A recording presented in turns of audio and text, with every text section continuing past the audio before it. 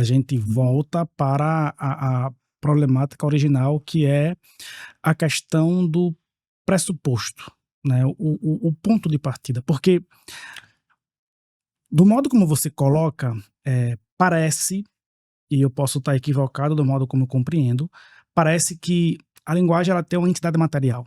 A linguagem está, a linguagem é no cérebro tal como se ela fosse uma entidade material, e há uma discussão, né, histórica, especificamente século XIX e XX, né, sobre a qualidade ontológica da linguagem, se realmente ela tem uma entidade real ou não, né? E o ponto crucial é que, perceba, você, para remeter a como a linguagem se dá origem, né, recuou na história há mais ou menos 1 milhão de anos atrás, e tarará, tarará, tarará. Ok, mas, de novo, aí parece que tem um problema de pressuposto, porque pegando ciência no sentido de partir de um ponto sólido, é preciso ter uma base segura para, a partir disso, afirmar sobre aquilo. E Uhum. nesse sentido, querendo ou não, parece que a coisa vai para o campo da especulação. Até porque não há como, no sentido da empiria mesmo, da experiência, comprovar. A Uhum. gente precisa inferir, precisa especular, e ok. Mas até que ponto é esse ok? Porque parece ser arriscado a gente partir de um pressuposto desconhecido para, a partir disso, afirmar coisas sobre a realidade última das coisas, né? Então, tem uma problemática aí que eu até queria ver o professor Bandini sobre isso, porque assim, parece que Skinner ele teve uma sacada nesse aspecto. Ele parece que, de um modo muito para evitar se comprometer com coisas da qual ele não conseguiria respondê-las, né? Por exemplo, claro que ele se apreende os pressupostos, né, que Chomsky vai apreender, ele vai ter que lidar com problemas que ele não conseguiria responder, por exemplo, sobre a questão onde está a linguagem, sobre problema linguagem-mente. E aí parece que ele exclui isso, né, e vem para uma questão de linguagem e comportamento, que é o seguinte, isso aqui eu pegando na perspectiva do debate mesmo do positivismo, que é eu só posso conhecer, eu só posso discutir sobre aquilo que eu posso conhecer. Eu não posso conhecer isso, mas eu posso conhecer isso aqui. E parece que Skinner, ele vem de uma influência forte do positivismo de forma geral, e não se compromete com essa discussão aqui, mas sim com essa. Como é que a senhora pensa isso? Eu posso estar equivocado, eu Gente não do sei. céu. Olha só, vocês já falaram tanta coisa que eu já não sei nem mais por onde eu começo. Mas eu vou começar, professora, de um ponto que eu achei ótimo. Isso dá muito a nossa idade. Quando você falou assim, eu fui na locadora e aluguei um vídeo, eu falei, gente, será que esses meninos que estão assistindo hoje, a gente sabem o que é isso? Não é verdade? Porque existiu um tempo em que isso era assim, não é verdade? Locadora de fita e De depois de vida, DVD. né? E por aí vai, né? A gente já denuncia a nossa idade, mas Não é? Foi um comentário. Eu entendi, agora eu não sei quem mais, não é? Mas achei ótimo. Olha, veja bem, primeiro tem vários aspectos aqui, eu acho que é difícil, por isso dava mesmo para a gente falar aqui umas 10 horas a Sim. respeito, a gente não ia se esgotar. Tem vários elementos importantes. Vou começar por onde você começou e vou tentar, pela sua pergunta, mas vou tentar também puxar alguns elementos aqui da fala da professora. Veja, não é que o Skinner quis varrer para debaixo do tapete algumas coisas com as quais ele se incomodava. Na verdade, existe aqui um pressuposto real de que o ser humano ele é dotado de todas essas questões que a gente entende aqui, né, do que vocês estão chamando de mente e tal. Isso entra na análise do Skinner, mas de um ponto de vista um pouco diferente. Perfeito. E o Skinner era darwinista, né? Então a gente tem que partir aqui do pressuposto que quando eu estou falando do ser humano de hoje, eu não estou falando de um ser humano que vai aprender tudo do meio. Então essa ideia de que vem do externo é até a página 12. Por quê? Porque nós somos fruto de uma evolução.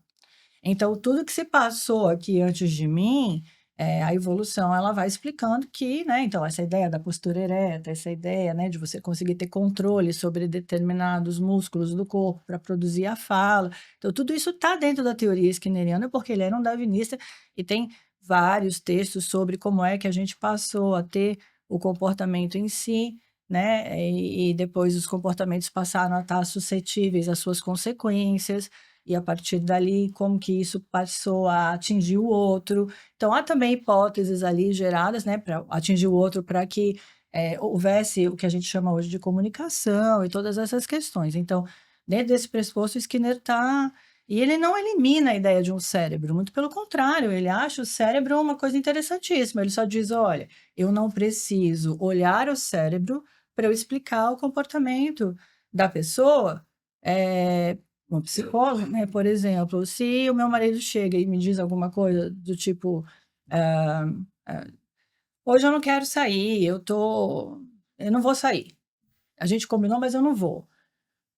Eu, vivendo com ele durante um tempo, já consigo inferir o que pode ter acontecido para ele me dizer isso e querer descombinar um combinado, né? Então, a hipótese da explicação do comportamento, do porquê que ele fala isso, do como ele está se sentindo, o que ele está expressando ali naquela hora, ela não perpassa necessariamente pela explicação do cérebro. Não preciso abrir o cérebro dele para dizer nada a respeito disso. Então, há uma série de variáveis no ambiente da história dessa pessoa, as quais eu conheço, que me permitem fazer alguma inferência explicativa do porquê que isso aconteceu. Eu posso errar, mas quanto mais eu conhecer o meu marido, mais fácil a chance de eu acertar. É maior a chance, eu quero dizer, de eu acertar a explicação aqui.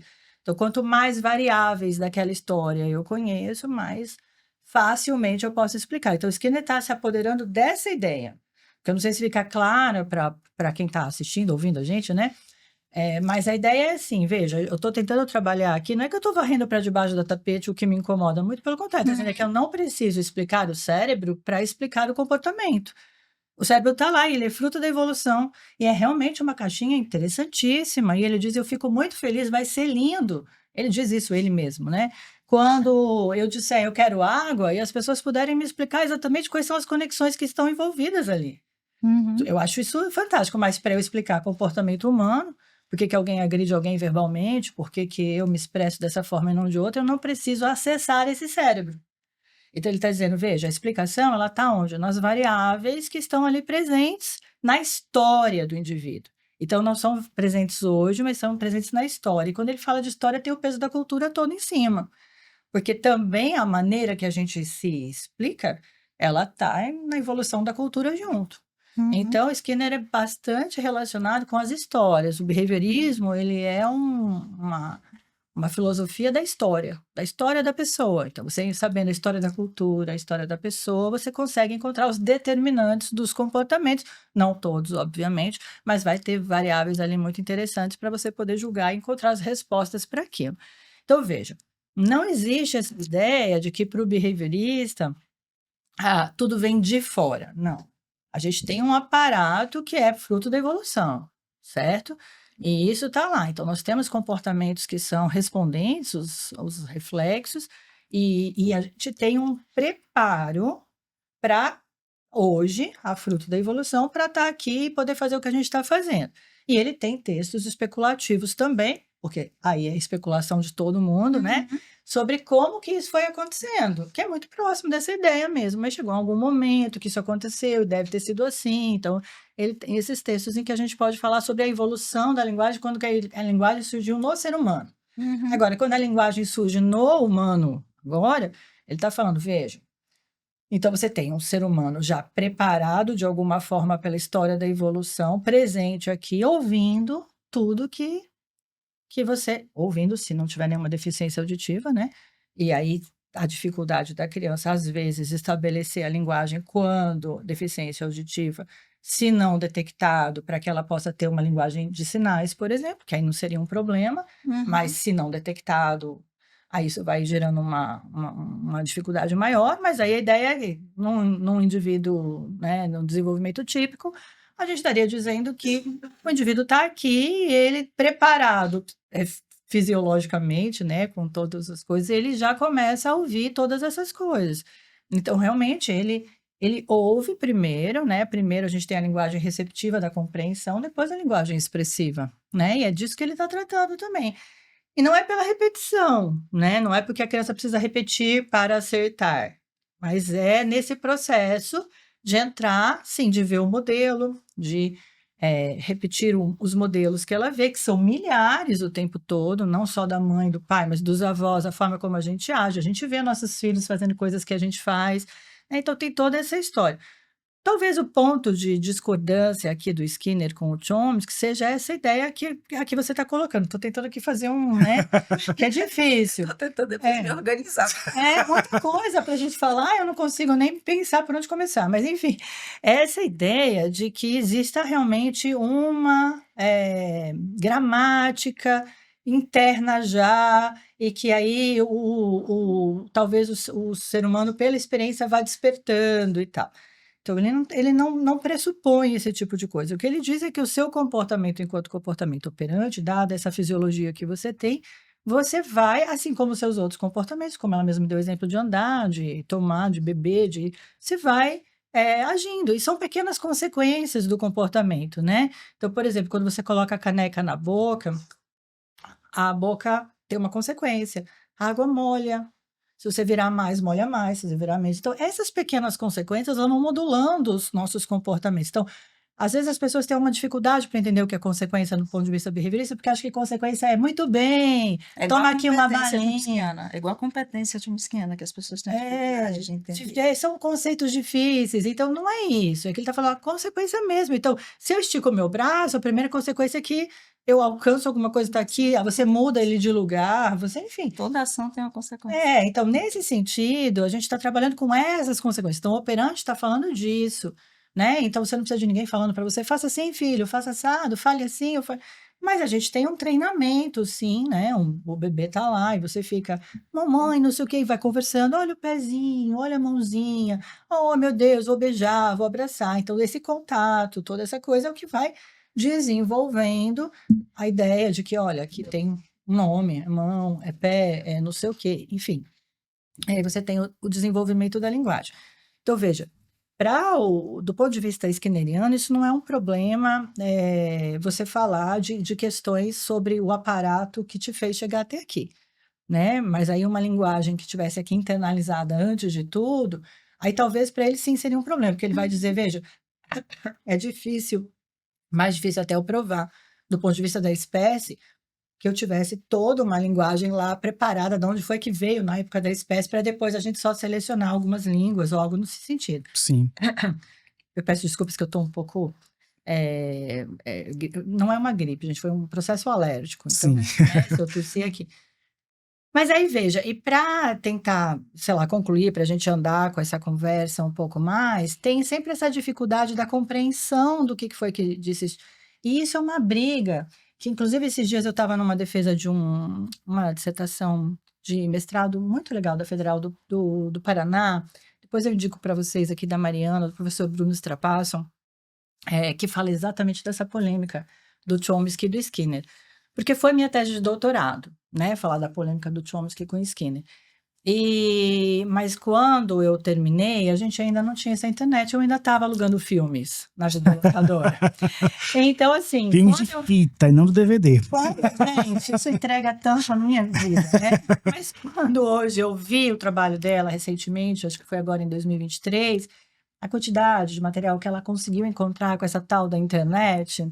Foi um negócio incrível, que para mim, no trabalho hercúleo, encontrar meia dúzia de textos que falassem sobre essa polêmica, ela encontrou centenas, dezenas. Ela mapeou por décadas, né? Então, desde a publicação do Verbal Behavior em 57, da resenha do Chomsky em 59, e de lá para frente, ela veio mapeando quem disse o quê, como que disse, pegou as entrevistas do Chomsky. Eu adorei fazer parte da banca, um trabalho muito bem conduzido, então é bem interessante para quem quiser entender. Uma coisa que fica clara no texto, e eu acho que ficou clara para a maior parte das pessoas, é que houve ali uma incompreensão, e essa é uma fala do próprio Skinner, do que era o behaviorismo por parte do Chomsky. Então, aqui eu não estou falando eu, Bandini, também a gente estou só querendo dizer... quando você vê o tom da resenha, né, da crítica que o Chomsky fez ao Skinner, é um tom que chega a ser agressivo, né? Ele usa termos muito agressivos e tal, isso é colocado por várias pessoas, é meio como se fosse uma grande estupidez o que o Skinner estivesse dizendo. E esse é um dos motivos pelos quais o próprio Skinner disse que não respondeu na hora, né? Ele disse: eu recebi essa resenha, vocês podem encontrar esse material dito por ele mesmo. Eu recebi, e recebi tantas outras, né? Porque o livro Verbal Behavior, ele circulou durante muito tempo em Harvard, antes de ser publicado, né? Os manuscritos e tal. E quando ele foi finalmente publicado, ele falou: eu recebi muitas críticas, e eram críticas fortes e pesadas, e eu precisava, naquela época tudo era no papel, no braço, nas cartas, né? E eu precisava responder. E quando aquela chegou, eu entendi que ele não tinha entendido o que eu tinha dito. Então eu nem me preocupei em responder. E aquilo tomou uma Proporção. proporção gigantesca. Então, essa é uma fala dele. Diz aí, a primeira pessoa que talvez fosse mais fortemente falar alguma coisa sobre isso foi 10 anos depois. E aí houve um certo estrago, porque no meio do caminho se comentou muita coisa. Então, o Chomsky parte claramente do pressuposto de que o Skinner tinha uma psicologia do tipo estímulo-resposta, o que não é o caso, né? De que o indivíduo reage o tempo todo a estímulos do mundo, o que não é o caso. Então, assim, há não que não haja críticas interessantes do Chomsky ao que o Skinner falou, mas nem que não possa a gente ver que são pontos de vista completamente diferentes. Mas, assim, há uma dificuldade, porque o behaviorismo, de fato, ele é um pouco contraintuitivo. A maior parte, até você entender o que você tem que olhar ali, ele é um pouco contraintuitivo. Ele não segue muito o que as pessoas costumam usar, então é difícil, às vezes, para as pessoas entenderem. E aí aparece um pouco isso. Varreu para debaixo do tapete os sentimentos, o pensamento, porque não conseguia explicar. Não, porque pensamento para ele também é comportar-se, né? Então, sentimentos também é comportar-se, está tudo ali. Entendeu? Então, quando você pega os textos dele, o homem está todo lá. E ele tem um livro só sobre comportamento verbal, que é o Verbal Behavior, do qual nasceu a crítica. E era, assim, um livro, em 57, fruto de muito trabalho já de laboratório, né, de trabalho com o comportamento humano, mas também especulativo, porque muita coisa ainda precisava ser estudada. Então, quando você olha o Verbal Behavior, na verdade, ele é até um programa de vários estudos. Veja se isso é mais ou menos do jeito que eu estou imaginando que é.